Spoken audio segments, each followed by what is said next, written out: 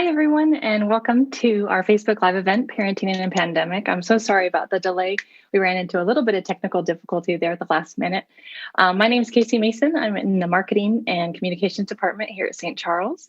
I'm joined today by a panel of experts in the field of pediatric behavioral health, and they're all geared up to help you navigate the challenges your kids are facing right now, which could include distance learning, what may be impacting their mental well-being, and just as importantly, how you can take care of yourself as a parent.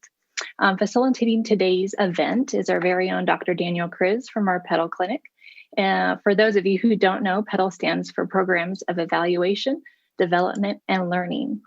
Dr. Kriz earned his doctorate in 2011 in clinical psychology from Pacific University, and he completed his fellowship at OHSU in Portland.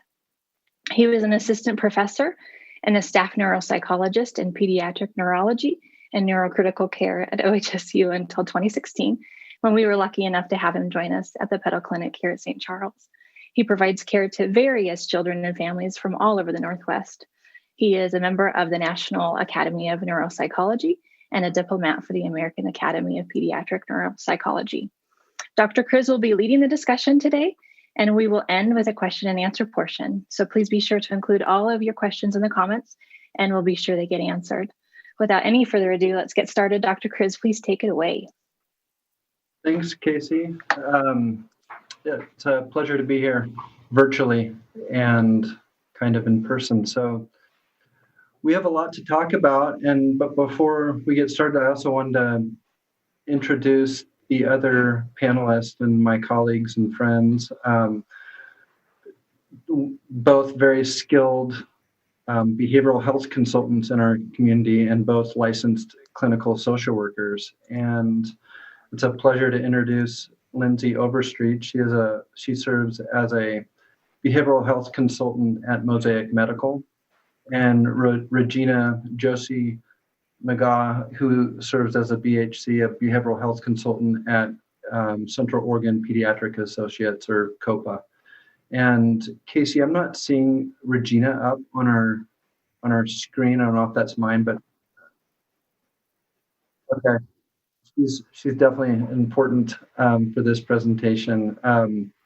So we're going to be talking with you about a variety of things with regard to parenting in the pandemic. But before I jump into that, I wanted to share my own way of assessing my stress associated with parenting in a pandemic. And pre-COVID, I had one gray hair right on my temple. And I looked in the mirror this morning and I have 6 total gray hairs on my side. So that is 1 gray hair per month. So just know that you're not alone in parenting in this pandemic. And it hits us all in very different ways. Apparently, it's making me go gray. So just going to scroll to the start. We have 3 challenges that we're going to be discussing today. The first one is learning at home, and I'll field this one to start off with.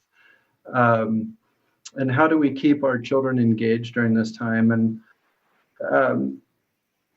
there's a lot to consider with this question, but one is we're going to be in a better position with our school district. They're going to be, they're much better equipped now to help engage our kids through distance learning and through online learning, depending on the approach that you're taking, because they're not just thrown this, they've had months to prepare, and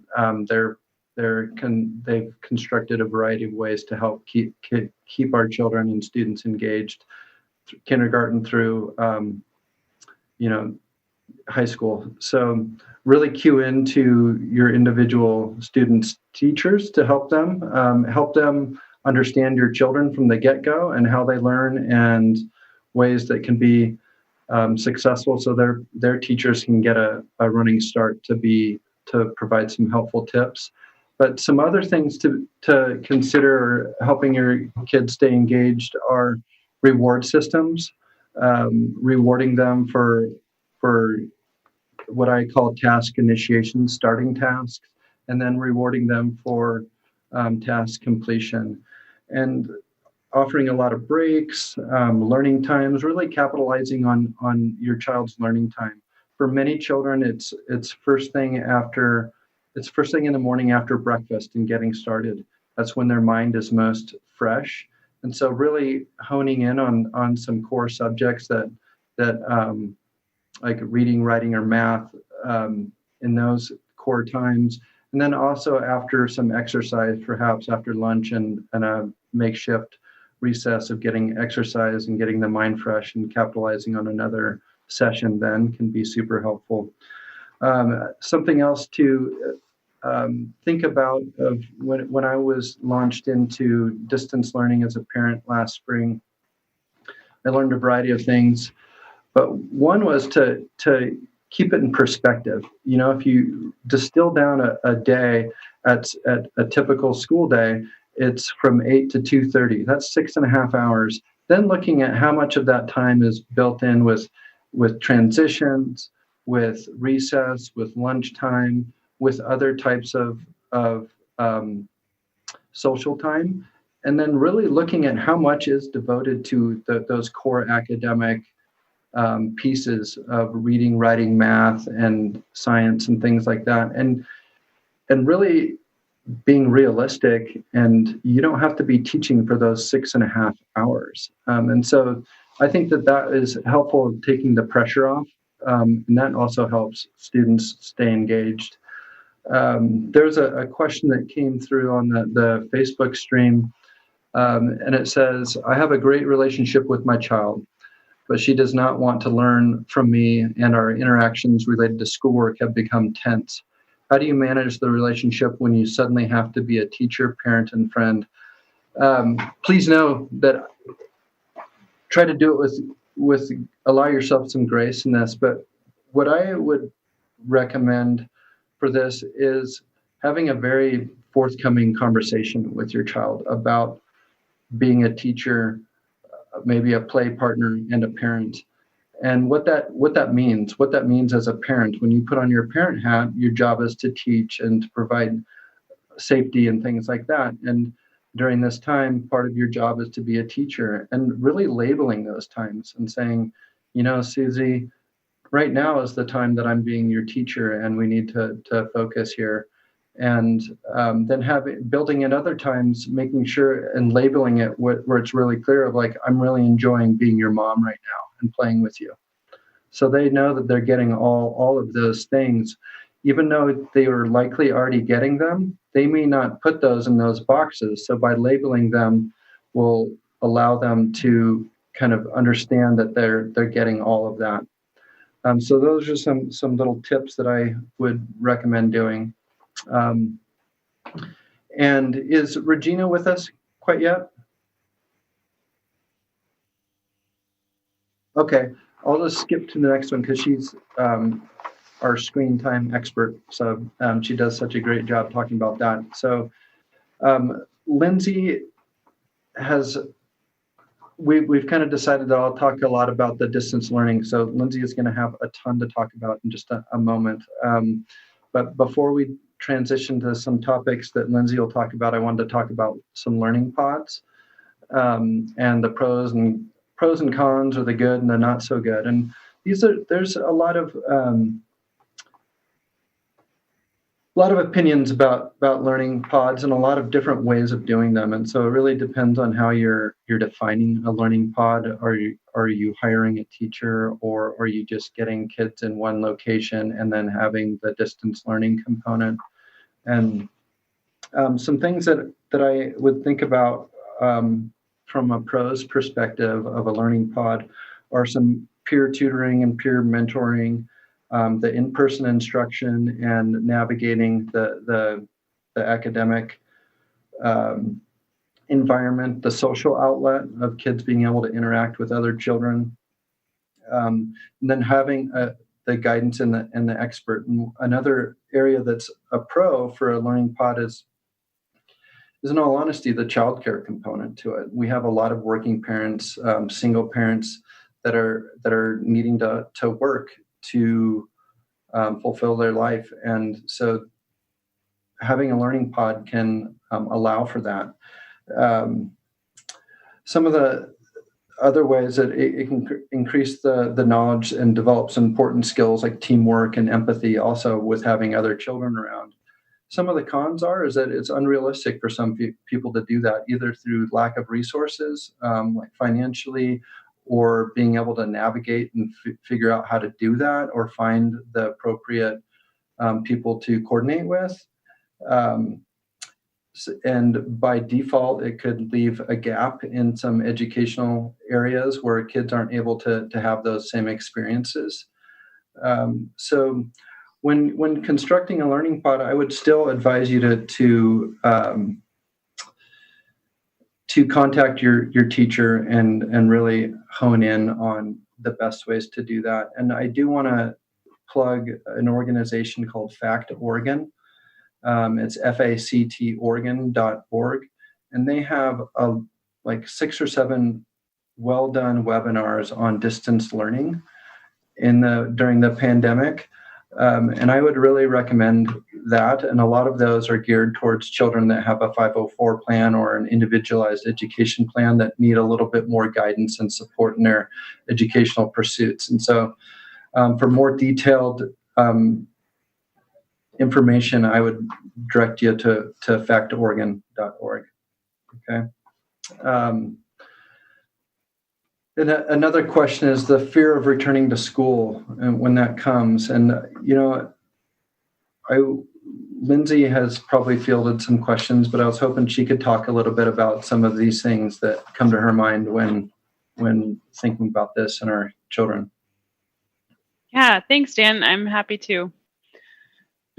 I'm noticing it in my own kids a little bit, and then for sure with the patients that I'm working with through Mosaic, there's sort of this mixed feeling, right, of excitement and eagerness to regain some sense of normalcy, but also some nervousness, like, are we going to be in masks? How will I be able to play on the playground with my friends?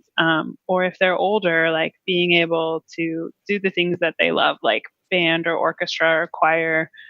So I am noticing a lot of specific questions coming up around the things that are most important to our kids. And I think an important part of our role as parents and guardians and adults in their lives is to make space. Like, what are those things that you're worried about? We might be excited and worried. I have a patient who coined the term nerve-sided, right? So a mixture of nervous and excited. And I'm definitely seeing that come up a lot.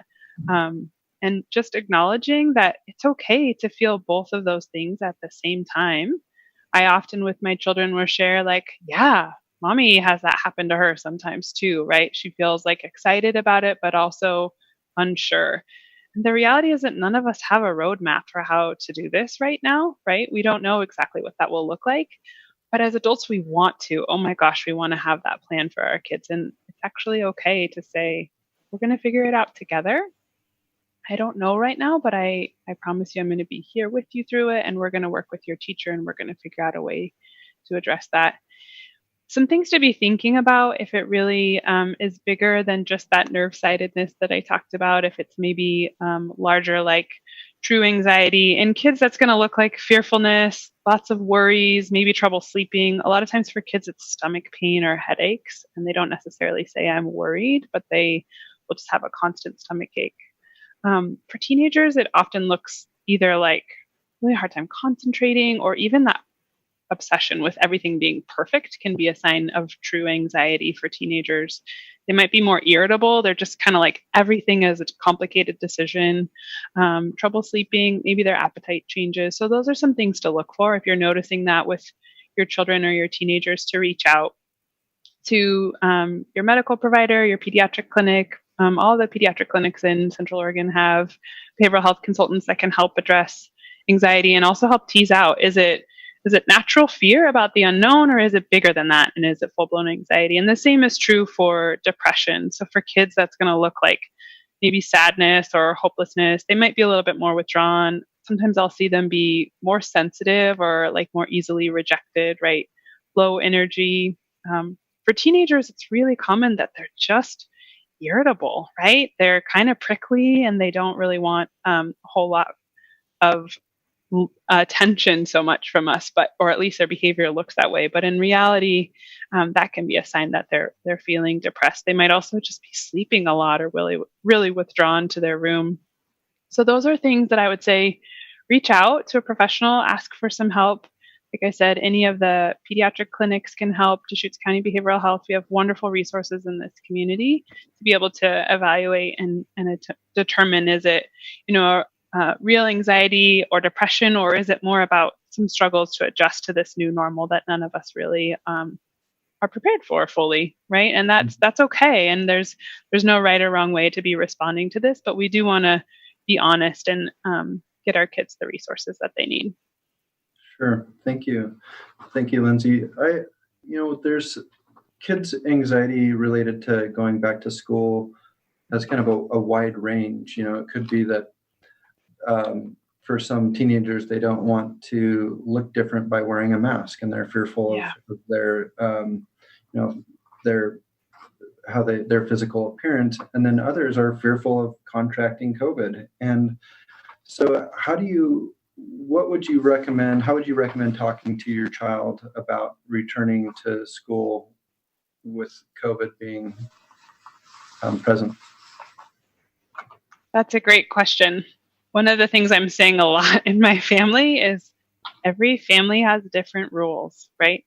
Or different expectations. And I think that's an important phrase to get comfortable saying, right? Because everybody is really responding differently to this. And so to be able to, as an adult in that child or teenager's life, be able to say like, yeah, that's hard. And our expectation in this family is that we do this or we do that. And being able to tolerate that it might not feel fair. I think it's important to also be able to acknowledge like, this is hard. Sorry. We're doing the best we can with the information that we have. And we're here. Let's keep talking about it. So those sort of two things, creating space to have the conversation and then also acknowledging that every family has different expectations. Yeah. Something that I've talked with some families about is really looking at statistics and then making that real of what that actually means and helping them feel confident in our community. St. Charles, Mosaic, COPA, and BMC have done a really good job stepping up in this community from day one with COVID and protecting our community. And our community has responded really well and has resulted in relatively low numbers, not to indicate that it's not a threat. But some of the things that we're doing are working. We're wearing masks, and that's the expectation. And for the most part, it's been pretty adherent to that. And so continuing to do that, really understanding that if you take the necessary steps for your protective equipment and safety, that the risks are a lot lower. And so those are some things to talk about, and really following to take some of the pressure off you, sending them to get doctor's advice around that, and really following the lead of our medical community. And in my opinion, they've done a really good job. And there's a short video that Dr. Pfister has put on at St. Charles that gives a really nice overview for parents on COVID and why we need to continue to take the necessary precautions. And that can help decrease some of the anxiety for our youth too. There's another question that came up on here. I see my child's enthusiasm for learning starting to wane because she misses getting feedback from her teachers and peers. How can I help? This is so tricky, and we're just having less contact. And this is something that I would recommend be explicit with your teacher of actually having them send an email to you around that, around those positive check-ins, and asking for that if your child needs that or you're noticing that, and then being very explicit yourself about doing that. And then some things that also build resilience through this, through the pandemic, or there's a variety of things that you can do, but are a sense of giving. And so if they're wanting something and they actually give what they're wanting to somebody else, really builds resilience. And so that giving to other people could be calling their grandparents to check in and having a conversation to lessen the burden of loneliness on their grandparents, and explicitly knowing why and how they're being helpful to somebody else can counteract some of those things that they may not be getting on their own through that natural course that we're so used to in school.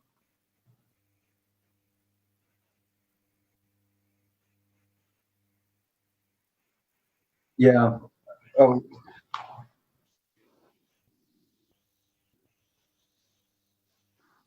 okay.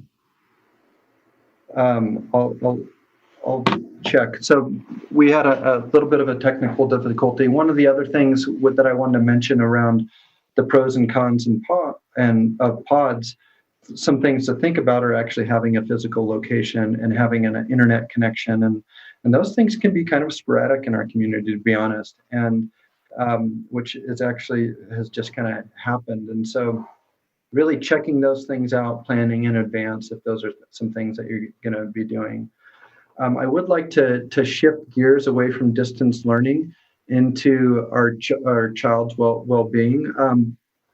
Before I do that, I'm going to put Lindsay on the spot again, and I'm super confident she can manage this.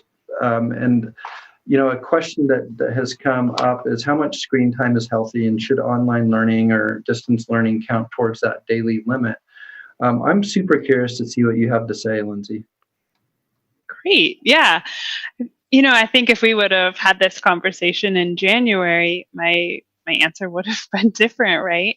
But the reality is that we are in a time of doing the best that we can with what we have. And so screen time is something that we want to really be valuable, right? So there's a difference between screen time for the sake of sort of checking out and even just pure entertainment, and then valuable screen time around development and education. And so I think we have to think of it as sort of two separate buckets, because our children are going to be spending a lot more time with online learning, being in front of a screen, as we all are even right now, right? I probably wouldn't have spent my lunchtime looking at a screen nearly as often as I have been lately. And so the question is often for me, like, is this to help my child have a little downtime? And that's okay. They deserve some downtime too. And then I would have a little bit more clear limits around that, right? So the recommendation is generally no more than 2 hours of screen time a day. But here we're asking our kids to really be in school for, as Dr. Chris alluded to, like 6+ hours a day. And so being able to mentally separate, here's my bucket for learning and education, and also what is that sort of smaller bucket for the entertainment-based screen time. So I would say really trying to stick to those 2 hours or less screen time limits for entertainment, and then having a different sort of way of conceptualizing your online learning. I know in my house, though, my children do not do well with a lot of screen time, right? So we have to break it up. We have to make sure we're also moving our bodies. So being able to have this formula doesn't work for us. We have to really check in with them. How are they doing? Are they getting more agitated? Are they kind of getting that glazed over look in their eyes? And we need to get outside and move around a little bit too. Yeah. How's that for a sort of if this then that? I really appreciate that. I what I got out of that is that there is some flexibility to be had. There's a message that came through Facebook.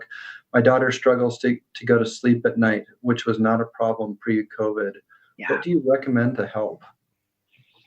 Yeah, I mean, my instinct on that is immediately looking at screen time in those hours preceding bedtime, right? So we know that screen exposure, that blue light exposure, can really interfere with our natural ability to fall asleep. And unfortunately, the more time that we spend on screens, the more our brain just is drawn to them, right? How many times are we picking up our phone and going, what was I even going to do here, right? And we just do it almost out of habit. And so if my child was struggling to fall asleep, I would really try to prioritize that time before bed to not include screen time. I'd also look at the rest of the day, like how much are we moving? How much are we being active? And how much time are we spending outside? I know a lot of teenagers that really want to have their phone right next to them. They make the argument that it's their alarm clock, but I think a small change that you can help your child make is to actually have their phone not charge in their room at night, or their tablet. Those really shouldn't be in the bedroom. Those should be something that they can help unplug. And maybe that's through the parents' regulations or rules about it, because we can't expect our children to necessarily manage that behavior for themselves. Phones are designed to be captivating, right? And so helping them set some really healthy boundaries for themselves around phone use would be my first priority if sleep was an issue. And then the other things, as I said, time outside and moving their body throughout the day. Yeah, thank you. I'm going to throw another question at you because we're getting a lot of engagement on Facebook, and I just Great. appreciate people's questions. And so I read that kids ages 8 to 12 need an hour of exercise a day. Is that accurate? How do you recommend doing that when we're juggling working from home and doing school from home? Well, I would love for Lindsay to chime in, but I would look at what you're already doing. Number one, most people are exercising more than they give themselves credit. And really, again, being explicit, labeling what you're doing, and that will help you make it so less daunting about what you actually have to do. And so if you give yourself credit of like, oh, we actually did this, and then now we only have to do 45 minutes the rest of the day or something like that. Those are some things, those are some ways to make it more realistic. And I do really recommend getting exercise as both for your mental and behavioral health, but just your neurocognitive health and ability to learn. Another question that came through was, how concerned should we be about distance learning affecting the long-term social skills and interaction for our kids? I think we should be concerned, but without alarm. I think there's still really important, really creative ways we can do this, and we are adjusting. We don't know how long this is going to last, but we are able to do more distance learning or more distance social distancing and social interaction through those processes, and really being, again, explicit about what you're doing, asking them to FaceTime with somebody, being very intentional about these interactions. And if your child does need more support in those areas, maybe they have kind of an organic or difficulty with the social challenges, then asking the school about some resources. There's resources in the community. Asking resources at your medical clinic that you go to also can provide some. And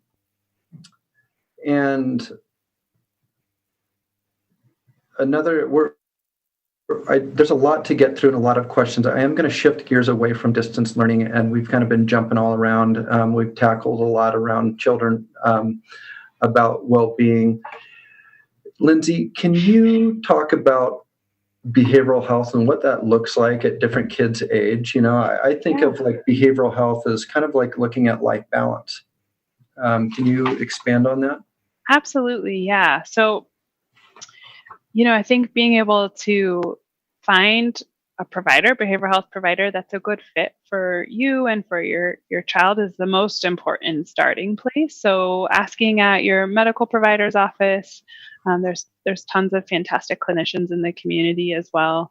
So being able to find someone that you can talk to easily, that your kid feels comfortable with, is the most important sort of measure of successful outcomes with behavioral health. And so for young kids, that often looks a lot more like helping support parents, right? It's pretty hard for me to engage with a 2-year-old over video, but I sure can help the parents think about some strategies. So behavioral health might look like parenting support. It might look like even playing some silly games to get kind of comfortable with the between the child and the behavioral health clinician, whether that's in person or over video or over phone. Sometimes I think to parents, it looks like not much is happening when in fact we're like building some skills through those games. And then for older people, especially teenagers, 14 and older, a lot of times they actually want those behavioral health visits to be private. They want to be able to have some confidentiality and talk to an adult who they're not related to. And just as parents and guardians to not be threatened by that, that's actually really normal and healthy for adolescents to want to, what we call, differentiate from their parents. And so being able to be secure enough in yourself to help them find someone that they do connect with and that can be a good source of support for them. Yeah. So it does look different across the age span for sure. Yeah, there was a question that kind of reminded me of what you're saying. I check in with my teen regularly, but she always says she's okay and won't talk. Is this normal? How can I encourage her to open up more?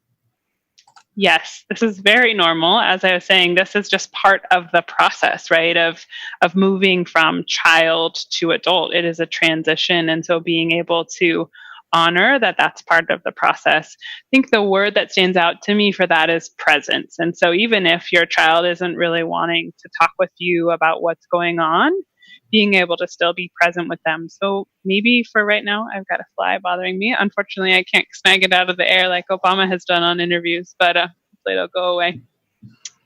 So just being present with your kid, maybe like I said, that's, watching Netflix together and talking about this really interesting series that you are watching, or it's taking walks along the river or what have you.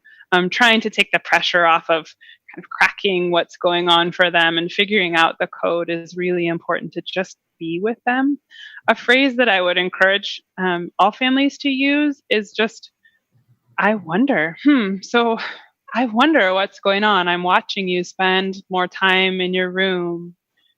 And you tell me that you feel okay, but I wonder if there might be something else there. That can be a really helpful way to just open the door without being judgmental or shutting your kids down. And then, as I was saying earlier, just being really comfortable in yourself that maybe they're more willing to talk to an adult who is not you right now, and that's okay, but helping them find that person. I will tell you, I have never had a teenager sit in my office or be on the phone with me that's been mad that their parents have made an appointment for them and that they're there to talk with me. So, being able to tolerate that fly is back again, being able to tolerate that it might be another person who they just are able to talk with about this specific thing for right now. Yeah. Yeah, I can appreciate that. Something else that came to my mind when you're talking is, if you're wanting to connect with your teen, sometimes a way to do that is through written language, through a letter. If it's positive, of writing them a letter. That way they read it. They don't have to have the pressure to respond in that kind of snarky teenager way. They can read it. So that's something else that you could consider doing. There's lots of questions coming in about socialization and things like that, and then also wanting to talk to talking about COVID about in front of them. And one parent is constantly stressing of like not getting too close to people when they're out and about, and wondering if they're doing more harm than good. And I hate this answer when other people give it, but it really does depend on your child. But one thing that we talked about earlier is labeling what your job is at the time, saying, it's my job as a parent to keep you safe. And this is the best way that I know how to do that during this time. And that way you can take the anxiety off of like, this is just my job, as opposed to like really creating some unhealthy anxiety. And if they are anxious about going back to school and they're younger, which this parent was indicating, is practice, having them verbalize it, or practice putting on masks and wearing them, those types of things, and rehearsing, and then reviewing the rehearsal and saying, gosh, was that so bad? Or rehearsing it after they have had an interaction with somebody that they're maybe nervous about, and really helping them understand that it did go okay and that they're okay afterwards. So it helps them build that courage and strength to continue to do that in new circumstances. So one thing to consider about COVID, don't produce the anxiety and don't talk to them ongoing about the news and instill that anxiety in them. However, allow them to ask. If they're old enough to ask or have a question to ask, they are old enough to deserve an answer that is at their developmental level. And you'd be surprised that sometimes it's just an explanation for a young child. You say this, they're like, oh, okay, they can move on to the next thing. As parents, we want to like just drill this in and really make it this dramatic conversation where it actually doesn't necessarily have to be that way. You can just kind of move on. Kids are resilient. And kids do